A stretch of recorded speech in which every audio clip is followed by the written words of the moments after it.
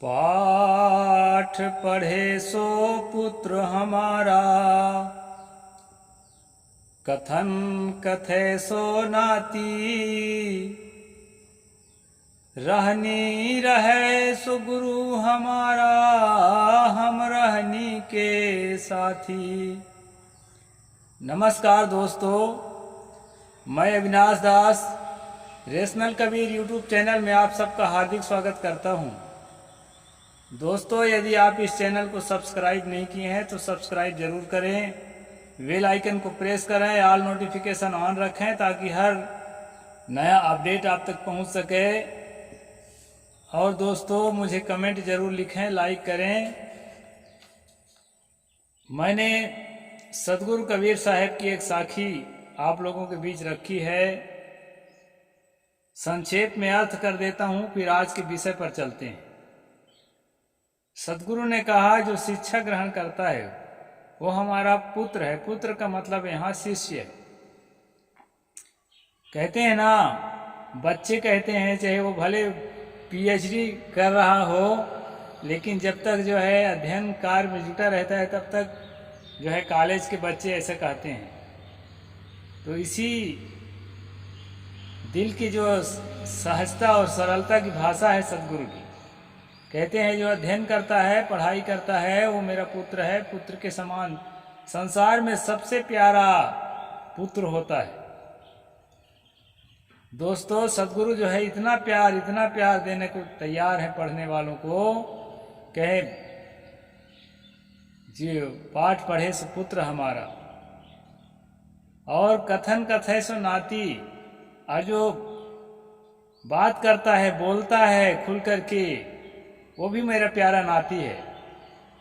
लेकिन तीसरा शर्त देते हैं कि रहनी रहे सो गुरु हमारा, हम रहनी के साथी। मेरा गुरु वो है जिसके कथनी करनी में भेद नहीं है। जैसा कहता है वैसा ही उसका जीवन होता है, जुमलेबाजी नहीं करता। तो इस प्रकार से जीवन जीने वाला को सदगुरु कहते हैं कि वो मेरा जो है गुरु के समान है। दोस्तों, आज हम कबीर और रामानंद का जो है आगे अध्ययन करेंगे। मध्यकालीन सामाजिक व्यवस्था कुछ दूर तक मैंने कल सुनाया था, जहां पर जो है परसों सुनाया था, कल तो गैप हो गया। संत ज्ञानेश्वर जी को 5 लोगों को आत्महत्या करना पड़ा, उनके माता पिता को और 3 भाई बहनों को, जातिवाद से पीड़ित होकर कि जबकि वो ब्राह्मणे थे। ब्राह्मणों ने उसे जात से निकाल दिया और आत्महत्या करने के लिए विवश किया। तो 5 परिवार जो है आत्महत्या करके अपने आप को खत्म कर दिए। तो जातिवाद जो है केवल ओबीसी को, एससी को पीड़ा पहुंचाता है, ऐसा नहीं है, ब्राह्मणों को भी पीड़ा पहुंचाता है। क्योंकि संत ज्ञानेश्वर जाति के ब्राह्मण ही थे और उनको आत्महत्या के लिए विवश किया गया। तो कल का चैप्टर हम यहाँ तक पढ़े थे दोस्तों। आज और आगे बढ़ते हैं। क्या लिखते हैं साहिब जी? इस देश में कैसी कैसी व्यवस्थाएं थी। प्रसिद्ध चीनी यात्री फाहियान लिखता है, आप सबको मालूम होना चाहिए कि भारत के जो इतिहास है, विदेशी यात्री जो लिख कर के गए थे अपने डायरियों में, ह्वेन-सांग, फाहियान, इत्सिंग और भी हैं, अभी नहीं आ रहा है मेरे दिमाग में, जो इंडिका लिखे थे वो। इस प्रकार से जो है ना, विदेशी यात्री जो लिखे थे उसी के आधार पर जो है इतिहास निकाला जाता है। तो यहाँ पर फाहियान की बात लिखा है कि चीनी यात्री फाहियान लिखता है, जब कोई चंडाल अछूत, यहाँ चंडाल के मतलब गुस्सैला नहीं है, एक जाति की बात है जो सफाई कर्मी का काम करते हैं। ज़्यादातर देहात में उनको मेहतर बोलते हैं। उनके लिए बताया है, अछूत किसी नगर में प्रवेश करता तो उसके कमर में झाड़ू बांध दी जाती थी और गले में मिट्टी का ठिकरा लटका दिया जाता था, एक कलश टाइप का ठिकरा। उसी में थूके, धरती में थूकना उसको मना था। और आगे क्या कहते हैं, कमर में झाड़ू बांध देता कि वो झाड़ू जो है घसीटता चलाए, उसके पैर की चिन्ह मिटे। उसके पैर की चिन्ह में भी छूत है, इतना भयंकर। यदि उन्हें थूकने की जरूरत पड़े तो उसी ठीकरे में थूके, जमीन पर थूकने का भी अधिकार नहीं था। वह 2 लकड़ी बजाते चलता था, चट चट चट चट एक चटकनी, ताकि घर के अंदर से लोग जान लें कि कोई अछूत आ रहा है और अपने आप को उसके छाया छूने से बचा सके। इसलिए उसको बजाते चलना पड़ता था, जिससे सवर्ण हिंदू उसकी आवाज सुनकर समझ जाए कि चंडाल अछूत आ रहा है और उससे स्पर्श से बचने की कोशिश करे। देखिए, ओल्गा से गंगा, लेखक महापंडित राहुल सांकृत्यायन, महायात्रा गाथा डॉक्टर रांगे राघव तथा खून की छींटे इतिहास के पन्नों पर डॉक्टर भगवत शरण उपाध्याय आदि, इन जो है लेखकों के द्वारा ये बातें लिखी गई है इनके ऐतिहासिक ग्रंथों में, उनको आप अच्छी तरह से देख सकते हैं। वैसे ही इस देश में उपदेशकों की कमी नहीं है। श्री कृष्ण जी ने कहा है, विद्या विनय संपन्ने ब्राह्मणे गवि हस्तिनी सुनि सैव सपाके चा पंडिता समदर्शिना। ये गीता में है दोस्तों। गीता, भगवत गीता 5वां अध्याय का 18वां श्लोक है। इसमें श्री कृष्ण ने कहा है कि हे अर्जुन, जो विद्वान होता है और विनय संपन्न होता है, उस विद्वान के लिए, उस ज्ञानी के लिए ब्राह्मण, गाय और हाथी में कोई भेद नहीं होता है, क्योंकि हाड़ मांस का शरीर बाहर से है और भीतर में जो है उनके सिद्धांतानुसार ये चेतना आत्म अस्तित्व है। न चेतना में भेद है, न बाहर के शरीर में भेद है। इसलिए जो है कृष्ण जी कहते हैं कि गाय में, हाथी में और चंडाल में कोई भेद नहीं है। ऐसा जो है श्री कृष्ण जी यहाँ पर कह रहे हैं। गीता अध्याय 5 श्लोक नंबर 18। आगे कहते हैं, ज्ञानी जन विद्या और विनय ब्राह्मण युक्त तथा गौ, हाथी और कुत्ते और चंडाल में समदर्शी होते हैं। ऐसे व्याख्यान देने वालों की कमी नहीं है, किंतु वे जब व्यवहार में आते हैं तब पुरानी लकीर पीटने लगते हैं और उनकी कथनी और करनी में अंतर देखा जाता है। दोस्तों, मंचों पर भाषण देने के लिए आज जैसे बड़े बड़े वक्ता हैं, अनिरुद्धाचार्य जी हैं और प्रदीप मिश्रा जी हैं और क्या नाम के देवकी नंदन ठाकुर जी हैं, जया किशोरी, बड़े बड़े वक्ता हैं। ये लोग मंच पर ना इन श्लोकों का इतना बढ़िया अर्थ करके सुनाएंगे आपको, मैं तो सुना ही नहीं सकता उतना बढ़िया अर्थ। लेकिन जब व्यवहारिक दुनिया में उतरेंगे तब देखेंगे कि ये ओबीसी है कि एससी है, इसको छुआ जाए कि नहीं छुआ जाए, इसके हाथ का पानी पिया जाए कि नहीं पिया जाए। ये मैं 2-4 लोगों का नाम नहीं गिन रहा हूँ, पूरे भारत में जितने ब्राह्मण हैं, बड़ी कुर्सियों पर बैठने वाले घोर जातिवादी होते हैं। इनको जो है कभी किसी एससी के यहाँ पानी पिला के देख लीजिए, पूरा पोल पट्टी खुल जाएगा। तो इस प्रकार दोस्तों, ये जो है इनके भाषण करने के लिए श्लोक बने हैं, जीवन में उपयोग करने के लिए नहीं। हम छोटे मोटे लोग तो रोज जीवन में उपयोग करते हैं, हम सबके घर पानी पीते हैं, और जो है जिसको परीक्षा करना है तो आकर परीक्षा भी कर सकता है। तो इस प्रकार है। इसलिए सदगुरु कबीर ने कहा, कहंता तो बहुते मिला, गहनता मिला न कोई, सो कहंता बही जान दे जो न गहनता हो। कहने वाले तो बहुत मिलते हैं, भाषण देने वाले, लेकिन उस भाषण को अपने जीवन में आचरण करने वाले दुनिया में कम होते हैं। इसलिए आचरण करने वालों को सदगुरु ने जो है महत्व दिया था। डॉक्टर नागेंद्र सिंह लिखते हैं, यो भारत के सभी भक्तिपंथी जाति भेद की निंदा की है, लेकिन यह निंदा परमार्थ तक है। मतलब ये जो है मंच में ही जातिवाद का निंदा करते हैं, जहाँ मंच से नीचे उतरे ना, तहाँ फिर वो निंदा वंदा सब खत्म। व्यवहार में कोई समाज में आया, जाति भेद समर्थन करता रहा। शूद्र के घर में अत्युत्तम व्यंजन भी ब्राह्मण के लिए उचित नहीं है, ऐसा ज्ञानेश्वर कहते थे। अभी जो कल जिस ज्ञानेश्वर की बात में बताया, जो आत्महत्या कर लिया 5 परिवार, वो ब्राह्मण था और ब्राह्मणों के जातिवाद से पीड़ित होकर के उसको आत्महत्या करना पड़ गया। लेकिन वो खुद भी लिखा है कि क्या लिखा है, एक बार और पढ़ देता हूँ। शूद्र के घर के अत्युत्तम व्यंजन, मतलब तरह तरह के 56 प्रकार के व्यंजन अगर बना हुआ है, वह भी ज्ञानेश्वर कहते हैं कि ब्राह्मण के लिए उचित नहीं है। बताओ भला, जो खुद पीड़ित है जातिवाद से उसको भी होश नहीं आ रहा है। यह है ब्राह्मणों की स्थिति। दोस्त, देश में उच्च वर्ग की सेवा यदि शूद्र का धर्म है, एक नाथ के विचार इससे मिलते जुलते हैं। ये बड़े बड़े लेखकों की बात है। ऐसा जो है मध्ययुगीन हिंदी काव्य के वैष्णव संस्कृति और समाज, पृष्ठ नंबर 336, इस पर आप जो है इसको देखेंगे। ब्रज के वैष्णव संप्रदाय और हिंदी साहित्य के लेखक डॉक्टर हरिमोहन दास टंडन लिखते हैं, उन्होंने कृष्ण चैतन्य जाति सुधार का कोई कार्य नहीं किया था। यद्यपि उन्होंने विजातियों को शिष्य बना लिया था, तथापि वे वर्ण व्यवस्था के समर्थक प्रतीत होते हैं। हरिदास उन्हीं के आदेश से पुरी के मंदिर से दूर रहते थे। हरिदास छोटी जाति के थे, बड़े महात्मा होने के बाद भी उनको मंदिर से दूर रखना पड़ता था। अच्छा, पुजारियों के संपर्क से वे अपने को बचाते थे। सनातन मंदिर में प्रवेश नहीं करते थे, अन्यथा पुजारियों सेवकों से उनका साक्षात्कार हो सकता था। दोस्तों, इस चीज से हमारा कबीर पंथ भी अछूता नहीं है। मेरे जैसा आदमी ही बोल सकता है, ना कि सबका कलेजा कांपता है। यहाँ उत्तर भारत में बाराबंकी में एक बहुत बड़े महात्मा हुए हैं जो बहुत ही फेमस हुए हैं, उसको महापुरुषों में भी गिना जाता है। और वो जो है छत्तीसगढ़ के तेलियों के हाथ का कभी पानी नहीं पिया। हमारे यहाँ के सारे 90% महात्मा तेली होते हैं। 20-20, 30-30 साल के सीनियर महात्मा, साफ शुद्ध पवित्र जीवन, उनके हाथों का पानी भी नहीं पिया, जबकि वो बाभन नहीं था, खुद कुर्मी था।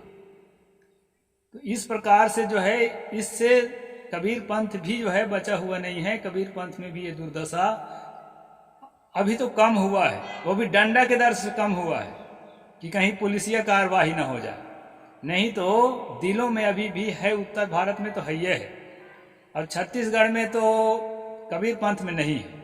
इसका कारण यह है कि हमारे यहाँ प्रायः ब्राह्मण साधु नहीं है, सब एक ही हैं, तो किससे कौन छूत माने।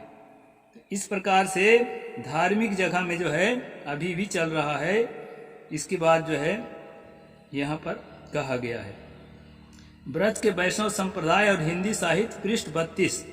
बंगाल के प्रसिद्ध विद्वान आचार्य क्षितिज मोहन सेन शास्त्री लिखते हैं, भागवत धर्म भक्ति और प्रेम का धर्म है। भगवान की भक्ति में प्रेम सिखाया जाता है, लेकिन सिखाते भर हैं, उसका उपयोग नहीं करते जीवन में। इसमें जाति भेद का स्थान न होना स्वाभाविक है। कहा है ना, जाति पाति पूछे नहीं कोई, हर को भजे सो हरि का होई। ये बढ़िया व्याख्या करके सुनाते हैं। लेकिन जो है यहाँ हमारे छत्तीसगढ़ में अभी पिछले साल आपने देखा था, यामिनी साहू को भागवत कथा करती थी बागबाहरा में सन 22 में, तो ब्राह्मणों ने उसको रोक दिया, बोले कि तुम तेली हो, नीच जाति को हो, औरत हो, नाचो गाओ और मुजरा कमाओ, ये तुम्हारा धर्म नहीं है भागवत कहने, है ब्राह्मणों का धर्म है। इस प्रकार दोस्तों, मंच में कुछ और है, लेकिन व्यवहारिक जगत में ये ब्राह्मण जो है भी छेड़ना नहीं बंद किया है, केवल कबीर पंथ छोड़ के। कबीर पंथ में इसलिए नहीं छेड़ पाता कि इसमें ब्राह्मणों की संख्या नहीं है। हमारे यहाँ जो है कोई छेड़ता नहीं है। भागवत गण अपने आदर्श के रूप में भले ही जात पात को स्थान न दें, समाज उसे मानने के लिए मजबूर हुए हैं, वे भी लोग भीतर ही भीतर मानते हैं। विप्रा दुष्गुण संयुक्ता चांडालोपी दुष्श्रेष्ठ हरिभक्त परायणा। किंतु यह केवल धर्म साधना के क्षेत्र में ही यह समाज में बात चला सके। महाप्रभु चैतन्य देव प्रेम भक्ति के अधिकार में यद्यपि जाति और संप्रदाय भेद नहीं मानते, तथापि खान पान और सामाजिक व्यवहार में वे भी इसे स्वीकार नहीं कर सके। यानी चैतन्य महाप्रभु भी इतना बड़े महान संत होने के बाद भी वो जाति पाति के चक्कर को नहीं छोड़ पाए थे। अद्वैताचार महाप्रभु चैतन्य के दाहिने हाथ थे। वे श्रेष्ठ बारेंद्र श्रेणी के ब्राह्मण थे। समाज त्याग करने के उत्साह उसमें नहीं था। यानी जो है इतना साहस किसी में नहीं होता है कि अपने समाज के विपरीत बात कर सके। इसलिए जो है, और बात तो कर लेगा लेकिन व्यवहार में नहीं ला पाता। नित्यानंद ज्यादा साहसी थे, वे जात पात हटा देने के प्रस्ताव पर नित्यानंद तो राजी थे, पर अद्वैताचार्य राजी नहीं थे। अकेले नित्यानंद वैष्णव समाज से जाति पाति को उखाड़ने में समर्थ नहीं थे। नित्यानंद जी राजी थे कि वो चाहते थे कि जाति पाति खत्म होना चाहिए, लेकिन उसको समर्थक नहीं मिला। अब अकेला आदमी क्या करेगा बेचारा। तो इस तरह से दोस्तों भारतवर्ष में जाति भेद पृष्ठ नंबर 114 यहाँ का मैं हवाला दिया, साहिब ने हवाला दिया है, और इसमें 35वां नंबर पृष्ठ का है, आप पढ़ के देख लेना। तो खास बात है कि हम आगे अगला जो है थोड़ा और बढ़ा देता हूँ कुछ है। इस समय पुरी का जगन्नाथ सवर्ण हिंदुओं का स्थान हो गया है। यद्यपि कहा जाता है जगन्नाथपुरी में अन्न जल के स्पर्श का विचार नहीं है, तो भी वहाँ पाण कंडरा प्रभृति हीन जातियों को प्रवेश नहीं करने दिया जाता। इन सब अंत्यजों के लिए हम लोगों ने ऐसे मंदिरों के द्वार बंद कर दिए हैं जिनकी पूजा अर्चना आदि हमने उन्हीं के से ग्रहण की थी। यानी कि जगन्नाथ में जो है शुरुआत शूद्रों ने किया था मंदिर बनाने का और पूजा करने का, और आज ये दशा है कि उन्हीं के लिए दरवाजा बंद है और जो है ब्राह्मण उस पर कब्जा कर लिया है। उन्हीं के लिए आज उनकी पूजा मंदिरों में प्रवेश का अधिकार नहीं है। पृष्ठ नंबर 57 अनुशासन पर्व घोषित करता है कि जो शूद्र का अन्न खाता है वह धरती का मल खाता है। दोस्तों मैं शाम टाइम मनुस्मृति का स्ट्रीम करता हूं, उसको आप लोग जरूर देखें। उसमें जो है पूरा ये सब वर्णन मिलेगा पूरा प्रमाणों के सहित। मल मतलब टट्टी होता है, शौच जो करते हैं। शूद्र के घर का अन्न खाना, ओबीसी के घर के अन्न खाना ब्राह्मण के लिए टट्टी खाने के समान है। और आज मैं बता देता हूं कि टट्टी खाने वाले ब्राह्मणों की इतनी संख्या बढ़ गई है कि जब तक तेली के घर, कलार के घर, कुम्हार के घर, कुर्मी के घर नहीं जाएंगे और उसके अन्न नहीं लेंगे, उसके पैसा दान नहीं लेंगे, तो इनका गुजारा नहीं चलेगा। क्योंकि हमारी संख्या बहुत ज़्यादा है और हमारे यहाँ ही पल रहे हैं और अपनी किताबों में लिख रहे हैं कि इनके घर का अन्न जो है टट्टी के समान है। तो ये चीज़ है दोस्तों। शरीर का विकार पीता है, समस्त संसार को कलुष का भागी होता है। Northern edition of the Mahabharata, southern edition of the Mahabharata 185-95 सूत्रों का प्राचीन इतिहास पृष्ठ नंबर 243। उपरोक्त उदाहरणों से ज्ञात होता है कि मध्यकाल अर्थात कबीर साहब के कार्यकाल के आसपास का समय कैसे संघर्ष का समय था कि आदमी को आदमी नहीं समझा जा रहा था। आदमी का स्तर इतना गिर चुका था कि वे लोग कुत्ते बिल्ली से बदतर जीवन जीने को बाध्य थे। एक कबीर साहब के ज़माने में दोस्तों ये लोग पालन करते थे, क्योंकि हमारे पूर्वज जो है ना भूखमरी के शिकार थे। उनके पास पैसा था ही नहीं, अन्न था ही नहीं, तो वो देते क्या बेचारे।